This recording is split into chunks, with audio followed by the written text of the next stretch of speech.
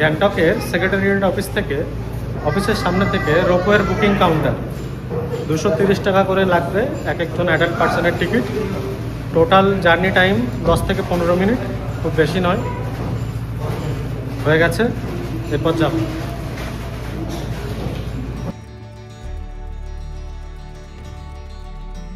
নমস্কার বন্ধুরা, sound of তিস্তার একটি নতুন ভিডিওতে আপনাদের প্রত্যেককে স্বাগত।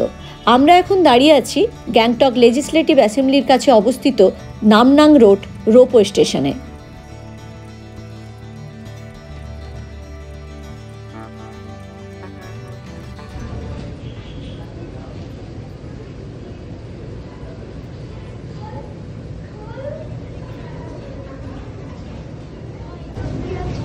আগামী 10 থেকে 15 মিনিট ওই পুলিতেই ঝুলে থাকবে আমার জীবন।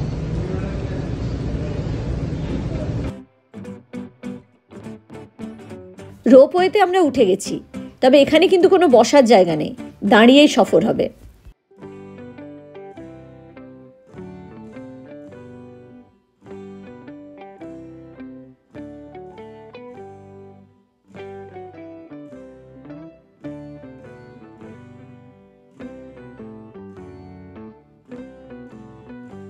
গ্যাংটকের রোপওয়েটি চালু হয় 2003 সালে। লেজিসলেটিভ অ্যাসেম্বলির কাছে অবস্থিত নামনাং রোড থেকে এমজি মার্গের কাছে অবস্থিত শহরের প্রাণকেন্দ্র দেওরালি বাজার পর্যন্ত। টিকিট কাউন্টার দুদিকেই আছে, ওয়ান ওয়ে কিংবা রাউন্ড ট্রিপ, যেমন ইচ্ছে আপনারা টিকিট কাটতে পারেন।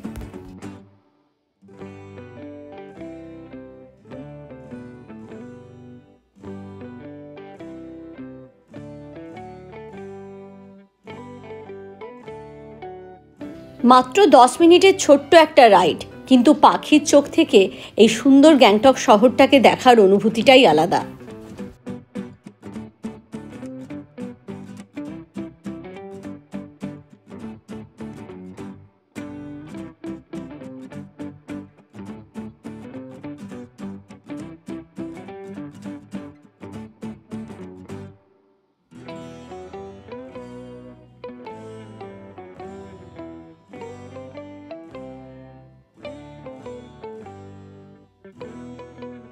দাঁড়িয়ে দাঁড়িয়ে রোপওয়েতে যাওয়া, এই ব্যাপারটা কিন্তু আমাদের কাছে একদমই নতুন।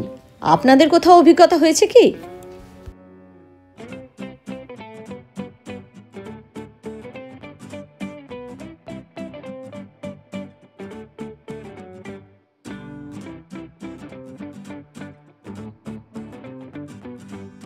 আমরা জার্নি স্টার্ট করেছিলাম দুপুর 1টাতে, এখন বাজে 1:05।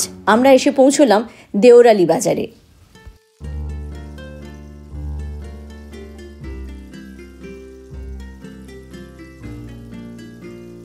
দু 2016 সালে ভারতবর্ষের প্রথম 100% অর্গানিক স্টেটের মর্যাদা পায় সিকিম। 2023 সালে ভারতবর্ষে আয়োজিত G20 সম্মেলনের দুটি গুরুত্বপূর্ণ মিটিংয়ের দায়িত্ব পেয়েছিল এই ছোট্ট রাজ্যটি।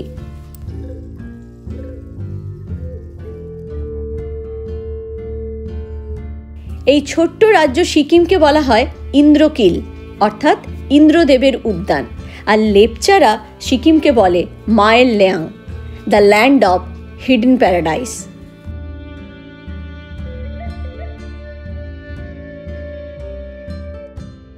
আমাদের রাউন্ড ট্রিপ ছিল। 10 মিনিট পরে আমরা ফিরে এলাম নামনাং রোডে। কেমন লাগলো আমাদের সাথে এই ছোট্ট সফর, অবশ্যই কমেন্টে লিখে জানাবেন।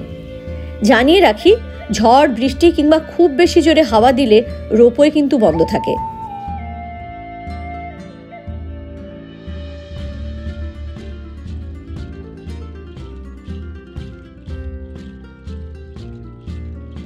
খুব তাড়াতাড়ি ফিরছি এই সিরিজের নতুন ভিডিও নিয়ে। ততক্ষণ ভালো থাকবেন, সুস্থ থাকবেন এবং অবশ্যই ভ্রমণে থাকবেন।